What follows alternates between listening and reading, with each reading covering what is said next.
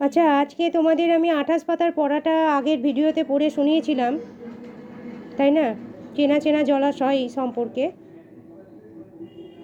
28 পাতার এই পড়াটা যখন বুঝিয়েছিলাম, প্রশ্নগুলো আমি পড়ায় যেগুলো আর ইম্পর্টেন্ট আছে দিয়ে বুঝিয়ে দিয়েছিলাম।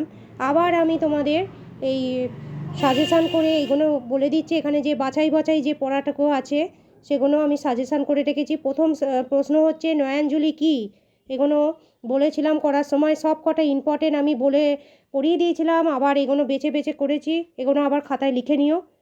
আর আমার চ্যানেলকে সাবস্ক্রাইব করে লাইক করে পাশে থাকো, নাহলে তো আমি উৎসাহিত হতেই পারছি না। তোমরা দেখছো কিন্তু করছো না। আমি আবারও তোমাদের কাছে অনুরোধ করছি, অবশ্যই করে দিও। হ্যাঁ, তাহলে আমি তোমাদের নতুন নতুন পড়া আরও শেখাবো, আরও দেখাবো, চেষ্টা করব করা ঠিক করে। নয়াঞ্জলি হলো জলাশয় যেখানে মাছ পাওয়া যায়। বুঝিয়ে দিয়েছিলাম যে নয়াঞ্জলি হচ্ছে একটা জলাশয় যেখানে মাছ পাওয়া যায়, মাছ ধরা হয়, মাছ ধরে তারা বিক্রি করে জীবিকা অর্জন করে। আর পরের প্রশ্ন হচ্ছে পুকুরের চারপাশ পাকা করে দেওয়ায় কী হতে পারে।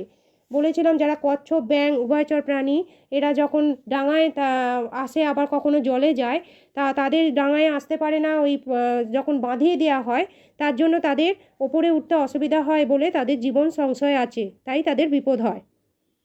পরের প্রশ্ন বলেছিলাম ঝোড়া কাকে বলে। ঝোড়া হচ্ছে পাহাড়ে অনেক ছোট ছোট, কোথায় না পাহাড়ে অনেক ছোট ছোট ঝর্ণা দেখা যায়, এদের ঝোড়া বলা হয়। বোঝা গেছে? নেক্সট প্রশ্ন কি, বাঁওড় কি? বাঁওড় হচ্ছে যে, দেখো বাঁওড় হচ্ছে একটা নদীর বাঁকে খানিকটা জায়গা নদী থেকে আলাদা হয়ে বদ্ধ জলা হয়ে যায়, তাকে বাঁওড় হয়। বদ্ধ মানে কি, যেখানে জলটা বেরিয়ে যেতে পারে না, একটা চারপাশটা পুরো বদ্ধ হয়ে যায়, মানে জল বেরোনো কোনো জায়গা থাকে না, নিজের মতো সে বদ্ধ পুকুরের মতো একটা বদ্ধ জলা তৈরি হয়ে যায়, তাকে বাঁওড় বলা হয়। ঠিক আছে, এই প্রশ্নগুলো আমি 28 পাতার আন্ডারে তোমাদের ইম্পর্টেন্ট বলে করে দিলাম।